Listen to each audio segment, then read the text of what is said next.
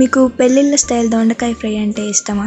నాకైతే చాలా చాలా ఇష్టం. కానీ వాళ్ళు అక్కడ కొంచెమే వేస్తారు, మనకు అస్సలు సరిపోదు. అందుకని నేను చేద్దామని ఒక 1/2 kg దొండకాయలు తీసుకొని సన్నగా కట్ చేశాను. అందులో ఒక పావు టీ స్పూన్ పసుపు వేశాను, 3 టీ స్పూన్ల వరకు కారం వేసుకున్నాను.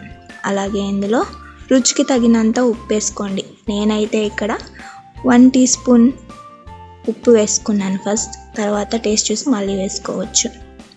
అలాగే ఇందులో 1 టీ స్పూన్ వరకు నేను జీలకర్ర పౌడర్ వేసుకున్నాను, వేయించుకున్న జీలకర్ర పౌడర్.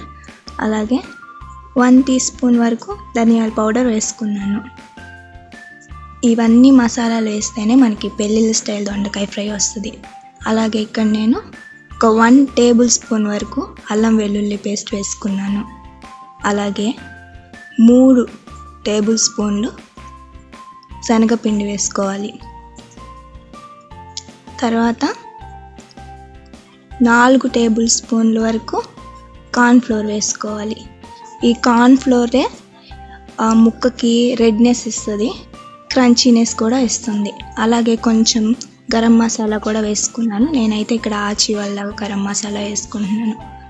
ఇవి మొత్తం పౌడర్లు వేసుకొని నీట్గా ముక్కకి పిండి అంతా పట్టేలాగా, మనం వేసుకున్న మసాలా అంతా పట్టేలాగా నీట్గా కలుపుకోవాలి. తర్వాత ఒక బాండల్ తీసుకొని డీప్ ఫ్రైకి సరిపడా నూనె పోసుకోవాలి. తర్వాత నూనె కాగిన తర్వాత ఆ బాండీలో ఎన్ని ముక్కలు అయితే పడతాయో అన్నీ వేసుకోండి. మరీ ఎక్కువ మీరు ముక్కలు వేసేసినా కూడా అవి ఈవెన్గా వేగవు. నేనైతే ఎన్ని పడతాయో అన్నీ వేసుకుంటున్నాను. ఇలా నీట్గా వేసేసుకొని ఒక 5 మినిట్స్ వాటిని వదిలేయండి.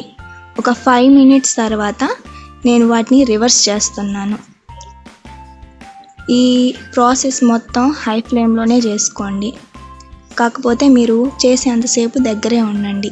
మీరు కొంచెం అటు వెళ్ళి వచ్చేసినా కూడా అవి మాడిపోతాయి. సో దగ్గరే ఉండి చేసుకుంటే మంచిది. నేనైతే అక్కడే ఉండి చేసుకున్నాను ప్రాసెస్ మొత్తం.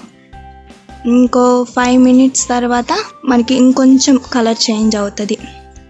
సో మనకి అలా కనిపించినా కూడా లోపల పచ్చి పచ్చిగానే ఉంటుంది. మనకి మొత్తం లోపల కూడా వేగాలి అంటే ఇంకొంచెం నాకైతే మొత్తం ఒక 15 మినిట్స్ పట్టింది మొత్తం వేగడానికి. 15 మినిట్స్ తర్వాత నేను ఇవి నూనె మొత్తం ఉంచేసుకొని వేరే గిన్నెలోకి తీసేసుకున్నాను. ఇవి చాలా టేస్టీగా ఉంటాయి, మీరు కూడా తప్పకుండా ట్రై చేయండి. ఎగ్జాక్ట్గా పెళ్ళిళ్ళలో మనకి ఎలా అయితే ఉంటుందో అలానే ఉంటాయి. నాకైతే చాలా నచ్చినాయి. నేనైతే ఇక్కడ మా పాపకి ఇచ్చి ట్రై చేయమని చెప్పాను. ఆమెమో నన్ను వెనక నుంచి వెక్కిరిస్తుంది. ఈమె అసలు ఏవి తిందు. ఇలా పిల్లలకి డిఫరెంట్గా మనం పెట్టిస్తే వాళ్ళు కొంచెం ఎంజాయ్ చేస్తుంటారు. చూడండి, ఆమెకి చాలా నచ్చిందంట.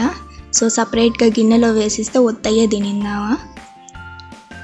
సో చాలా బాగున్నాయి టేస్టీగా. మీరు కూడా డెఫినెట్గా ట్రై చేయండి.